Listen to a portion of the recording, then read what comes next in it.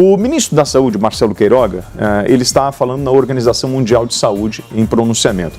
Ele citou a situação da Covid no Brasil. Queiroga ressaltou que tem muito orgulho dos institutos Butantan e Fiocruz, que desenvolvem as vacinas. Além disso, acrescentou que trabalha em duas frentes, a de vacinação da população e da prevenção, incitando o uso de máscaras. Nós estamos com o Cristiano Noronha aqui para avaliar conosco essa situação, ele é analista político da Arco Advice. O ministro está se desvencilhando, né, da posição inicial do governo federal, que era uma posição mais rígida, né, o Cristiano? Bom dia. Bom dia, William. Bom dia a todos que nos assistem. De fato, o governo está adotando uma postura, vamos dizer assim, mais cautelosa, eu diria até de certa forma proativa no combate à pandemia, e isso, sem dúvida nenhuma, está relacionado à criação dessa CPI da pandemia.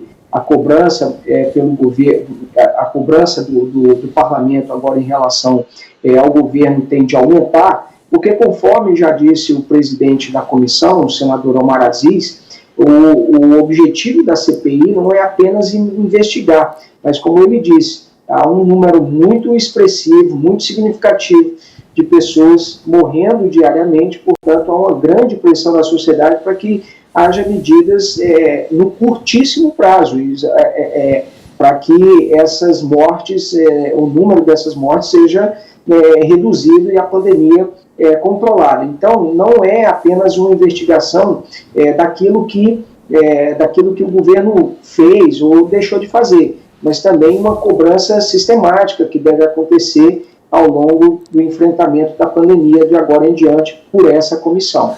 Bom, o ministro ainda está na Organização Mundial de Saúde, está participando desta conferência, e é claro que o mundo inteiro hoje observa a evolução dos números no Brasil, Cristiano, e esse início de 2021 foi um início muito difícil. Ontem nós chegamos a marcas de 401.186 óbitos, a taxa de letalidade ela está em 2,7%, nós tivemos 3.001 casos novos, e esses números estão de óbitos, né? E esses números estão se repetindo. E é claro que o mundo olha, hoje, quando se trata de pandemia, qualquer aumento de número chama a atenção.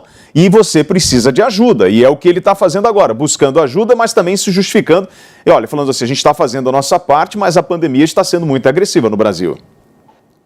Ela está sendo muito agressiva, William. Como você falou, quando o Brasil atingiu a primeira marca de 100 mil mortos, isso levou aproximadamente 5 meses, né? Para a gente atingir essa nova marca triste de 300 para 400 mil mortes, foram apenas 36 dias. Então, isso é, sem dúvida nenhuma, uma situação absolutamente caótica, crítica, do que vem acontecendo. E a gente tem visto nos últimos dias uma leve redução aí desse número de óbitos nessas últimas semanas. Isso é reflexo das medidas também restritivas que foram impostas por alguns por governos estaduais, prefeituras, nos últimos dias. Mas a partir do afrouxamento dessas medidas, já se começa a falar, inclusive, numa terceira onda, né, que pode eventualmente surgir.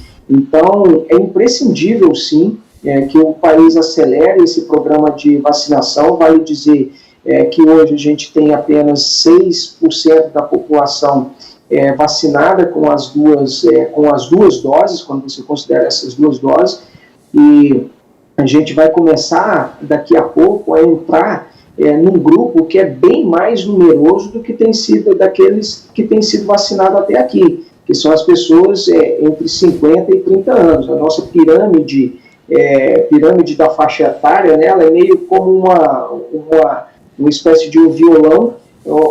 No topo aqui tem as pessoas mais idosas, até 60 anos, mas a base, o meio dessa pirâmide, ela é muito maior, muito mais expressiva, dando a entender, de fato, que nós vamos ter, talvez, vamos dizer assim, uma velocidade menor, se não aumentarmos drasticamente o número de vacinas, do que a gente viu nessa fase das pessoas mais idosas. E com essas medidas, com a flexibilização das medidas, né, elas estão acontecendo por quê? Porque a entrada de pacientes nos hospitais, essa entrada diminuiu. Então o governo vai e começa a flexibilizar. O número de mortos ainda está alto. O que pode acontecer com a flexibilização é o maior contágio, aumentar o número de internações e aí o governo volta a fechar. E esta previsão da terceira onda é a grande preocupação. Isso já aconteceu em outros países. E com os números do Brasil, a gente pode imaginar, quando você pega a estatística, de chegar no final do mês de maio batendo 500 mil mortos no Brasil, o que chama a atenção do mundo inteiro. E aí nós estamos vendo, sim, essa pressão internacional, essa mudança de comportamento do governo, mas ainda, Cristiano, existe uma diferença de discurso entre o Ministério da Saúde e a pessoa física do presidente, que ele o tempo inteiro ele vai tentando impor a sua opinião, ele que é um cara que já está, ele já vem defendendo essa coisa vamos trabalhar todo mundo, o país vai quebrar, a culpa é dos governadores, se nós estamos tendo problemas financeiros, a culpa é dos governadores, dos prefeitos, ele sempre tenta transferir essa responsabilidade e ainda vem agora falando que não tem preocupações em relação à repercussão negativa na CPI da Covid. Sim,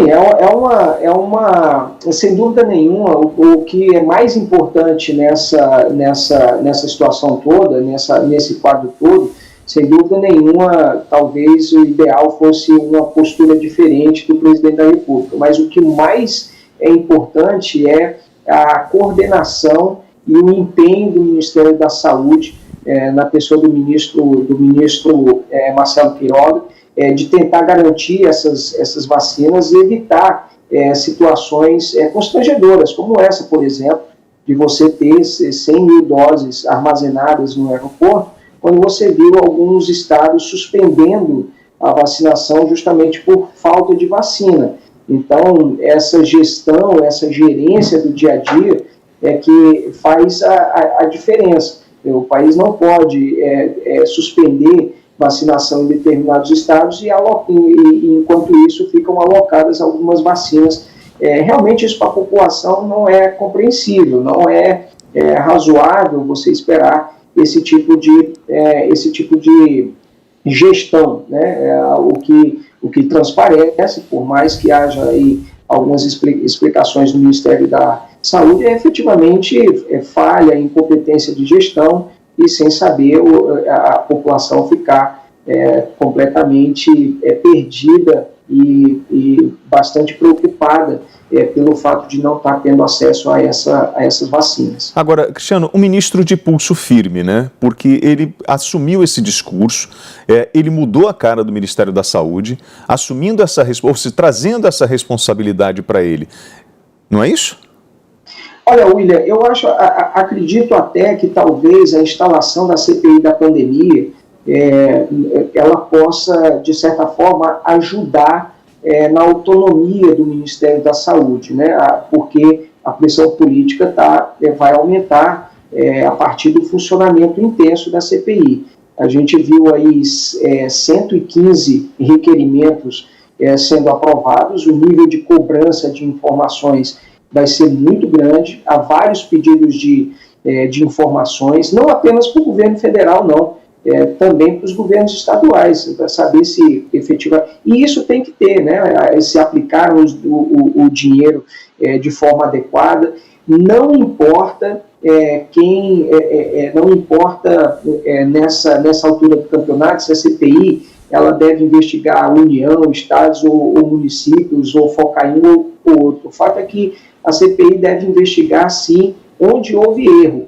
Não interessa onde esse erro aconteceu, mas como também disse o senador Omar Aziz, é muito importante que essa comissão ajude a fazer isso, que o governo trate realmente essa questão da forma adequada e tente minimizar eventuais problemas na gestão e inclusive de logística, de distribuição de doses, enfim, no tratamento dessa questão. Olha, eu já queria contar com você, para a gente combinar de semana que vem contar com o teu apoio aqui, porque semana que vem, a partir de terça-feira, essa CPI da Covid vai pegar fogo, eu não tenho dúvidas disso, em função de todos os depoimentos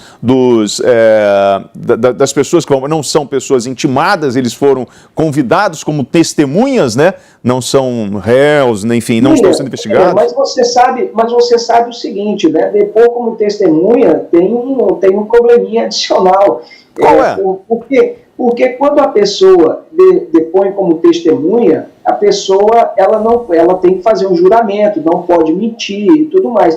A pessoa, quando está sendo convocada na CPI como investigada, por exemplo, ela pode conseguir um habeas corpus no Supremo Tribunal Federal e ficar dando aquela tradicional frase de simplesmente falar, me reserva o direito de ficar calado, por meio de um habeas corpus. Então, como testemunha, a pessoa ela não está ali como investigada. Então, em tese, ela não pode alegar essa questão de não responder para não se auto-incriminar. Né? Mas você tem razão, a semana que vem essas audiências todas serão transmitidas ao vivo por todos os meios que a gente conhece, televisão, internet, enfim, e espera-se que o depoimento do ex-ministro Mandetta, que saiu do governo, de certa forma,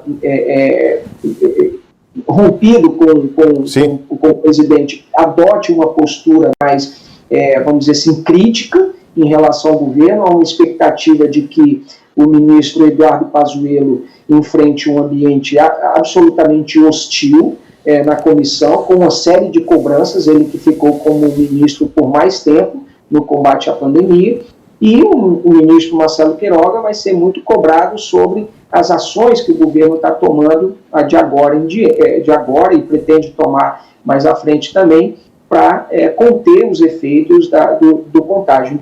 Então, serão depoimentos, eu acho, muito importantes. Isso sem falar no depoimento do presidente da Anvisa, Barra Torres, que também deve ser, especialmente quando a gente está vendo esse embate aí da vacina russa, da Sputnik V, dizendo que houve erro da Anvisa, a agência prometendo, enfim, talvez esse processo de análise também, ele seja bastante, de vacinas, né, ele seja bastante questionado lá na CPI também. Cristiano Noronha, da Arco Advice, então, obrigado pela sua participação, vai ser a semana, juro e prometo falar a verdade acima de qualquer coisa. Obrigado pela participação, bom final de semana.